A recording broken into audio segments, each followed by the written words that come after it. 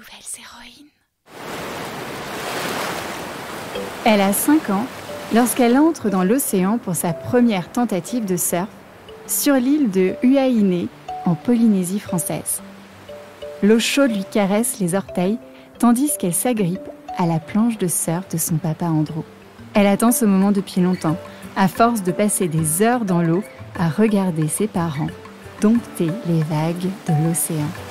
Ces vagues sont sa deuxième maison, mais ça, elle ne le sait pas encore.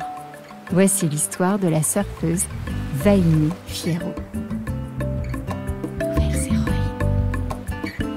Salut toi, nouvelle héroïne. Je suis Céline Steyer, celle qui murmure à tes oreilles des récits d'aventures insolites, d'estime de soi et de destin extraordinaires à travers des histoires vraies de femmes qui ont osé faire de leurs rêves une réalité.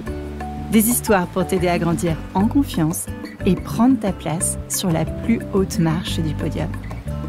Bienvenue sur Nouvelles Héroïnes, le podcast des filles qui osent rêver grand et de médailles. Nouvelles héroïnes.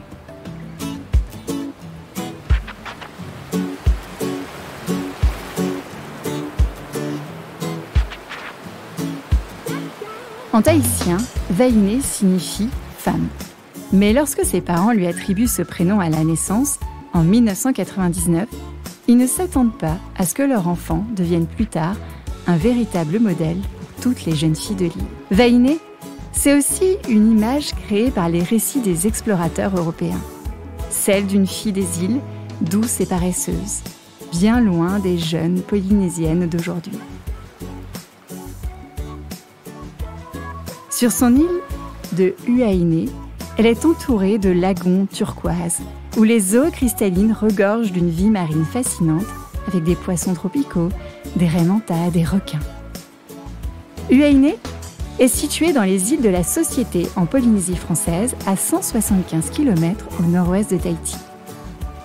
Cette île est le lieu de rencontre des parents de Vainé, une histoire qui ressemblerait presque à celle du lagon bleu. Alors que son papa américain cherchait des bananes et des avocats sur l'île, une jeune femme arriva sur son cheval en galopant de travers. En la voyant, il sut que c'était la femme de sa vie. Et de cet amour est née 3 filles, Vainé, Eimiti et Koaï. Vainé a 5 ans lorsqu'elle entre dans l'océan pour sa première tentative de surf. L'eau chaude lui caresse les orteils tandis qu'elle s'agrippe à cette planche. Cette planche de surf avec une seule dérive, et fabriquée avec des matériaux recyclés trouvés à Tahiti, est celle de son papa, où sa maman a dessiné la petite sirène. Toute une histoire. Quand elle s'élance, son papa sait que c'est le début de sa grande histoire. Mais il ne l'influence pas, la laissant apprivoiser cet indomptable océan avec ses vagues qui se transforment en tubes. Les années passent, et son papa décèle de plus en plus une surfeuse intelligente qui surfe comme un joueur d'échecs nat. Il y a un timing, un choix de vagues, une météo, des figures. Vainé est capable de déchiffrer l'océan et de se dire « Ok, je peux gagner grâce à cette vague et je vais y arriver ». Beaucoup plus grande que petite, du haut de ses 12 étés, Vainé participe à sa première compétition. C'est un tournant pour elle, découvrant le frisson des compétitions et l'envie de se surpasser. Pourtant, elle doit prendre une décision.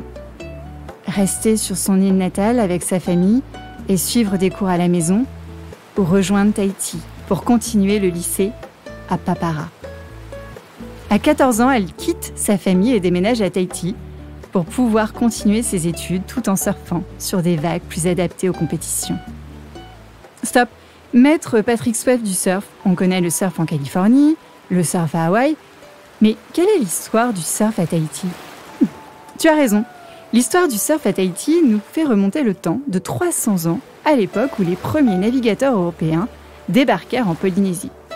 Ils furent émerveillés par des hommes et des femmes capables de se tenir debout sur des planches, glissant avec grâce jusqu'à ce que la vague se brise. Les Tahitiens appellent cette pratique le orvé. Cependant, l'arrivée des missionnaires protestants bouleversa la culture locale.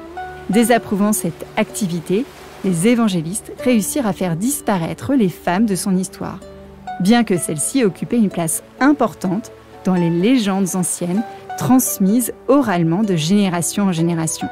Parmi ces légendes se distingue celle de Veiatua, une princesse originaire de Raiatea. Extraordinairement douée pour surfer, elle maîtrisait les vagues avec une dextérité impressionnante, utilisant leur force pour se propulser très loin. Son talent était tel que sa renommée s'étendait bien au-delà de son île natale. Tiens, on dirait Veiné, non ? Veiatua avait l'habitude de profiter des puissantes vagues du royaume voisin, gouverné par le roi Ashiaopo. Jaloux de la célébrité grandissante de la princesse, ce roi se sentit menacé par son ascendant. Désespéré par le pouvoir et l'influence qu'elle semblait capter, il décida de prendre son nom dans l'espoir de s'approprier sa force et son prestige. Cette histoire de rivalité et d'admiration est devenue une légende transmise de bouche à oreille, et la maman de Veiné la racontait tous les soirs à ses filles. Bon, revenons à notre nouvelle héroïne. À 18 ans, Veiné se rend à Kiama, en Australie, pour le championnat du monde junior. Lorsqu'elle entre dans l'eau, ses orteils s'enfoncent dans le sable mouillé et quelque chose s'ouvre à l'intérieur de Veiné. Un profond amour pour l'océan, l'eau, la nature. Lorsque l'eau a atteint la poitrine, une petite vague soulève ses pieds du fond sablonneux de l'océan et elle se sent en apesanteur, en suspension. Elle pose son corps sur la planche et pagaie jusqu'à ce que les vagues aient dépassé leur point de rupture. Son père est à ses côtés dans ses souvenirs quand après le travail, il l'embarquait sur la plage pour surfer. Elle scrute la houle et prend sa première vague. C'est à la fois terrifiant et fantastique. Elle stabilise sa planche, puis se met en position décalée. Elle ajuste ses pieds et expire par les tripes, essayant de trouver son équilibre tandis que l'eau roule sous elle. Le soleil brille au-dessus de sa tête et pendant un instant, tout dans le monde semble magique, scintillant et excitant. C'est fait. Elle vient de battre l'Hawaïenne Summer Macedo en finale et devient la première Tahitienne à obtenir ce titre, ce qui renforce encore plus sa détermination à poursuivre sa passion. C'est le début de la grande histoire de Veiné. Elle termine sa carrière en junior de la plus belle des façons. Mais Veiné a un nouvel objectif. La vague de Te Aupo, le Graal pour les surfeurs. C'est le tube, la manœuvre reine. Non, rien à voir avec le tube de dentifrice ou le tube de l'été. Cette vague forme un tube intense et court. Parfait. Mais cette vague est aussi belle que diabolique et dangereuse.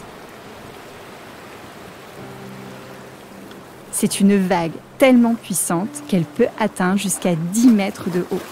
Et à certains endroits, il y a à peine 1 mètre de profondeur.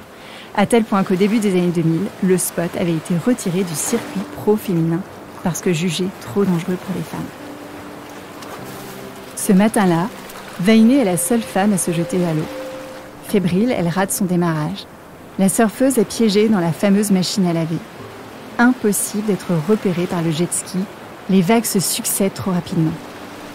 Ainsi s'échouent de longues minutes où Veiné résiste et cherche son souffle.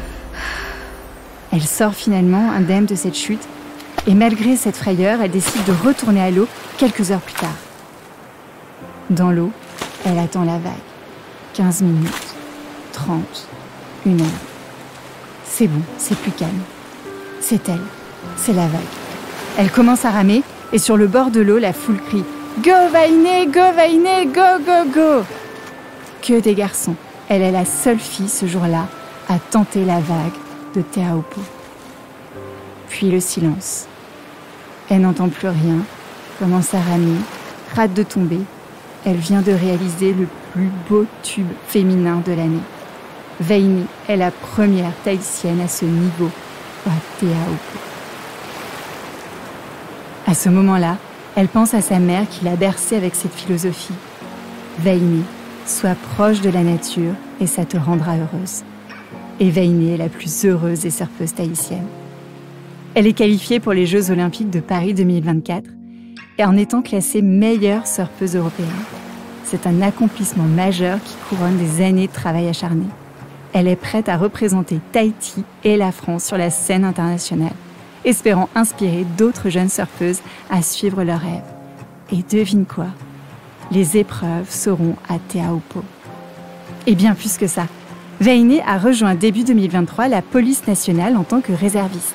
Elle est fière de représenter les valeurs de la police et trouve de nombreux parallèles entre la rigueur nécessaire dans le surf et dans son travail. Cette double carrière enrichit sa vie et lui donne une perspective unique sur la discipline et l'engagement. Avec les Jeux Olympiques en ligne de mire et une carrière de surfeuse professionnelle, l'avenir de Vainey est prometteur. Elle continue de s'entraîner intensément, partageant son temps entre ses compétitions, ses obligations de policière et sa famille.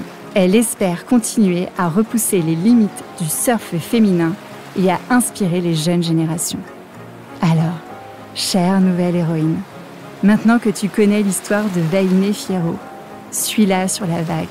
Et psst, si tu tends l'oreille, je vais te dire le message très secret de Vainey Fierro qui sent bon le monoeil et le sable chaud de Tahiti. N'abandonne jamais tes rêves. Et rappelle-toi que chaque vague est une nouvelle opportunité d'apprendre et de grandir. Hep, ne t'en va pas tout de suite. Tu as aimé cette histoire. Merci de l'avoir écoutée jusqu'au bout. Laisse-toi embarquer et rêver par les histoires d'autres nouvelles héroïnes championnes, comme Wendy Renard, la footballeuse, la judokate Clarisse Adeknegnou, la gymnaste Mélanie de Jésus dos Santos, ou encore Simone Biles. Mets-moi plein d'étoiles et un commentaire plein de love sur Apple Podcasts et Spotify.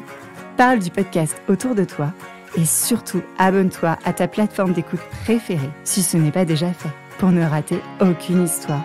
Ton soutien est ultra précieux pour poursuivre le podcast. Je compte sur toi.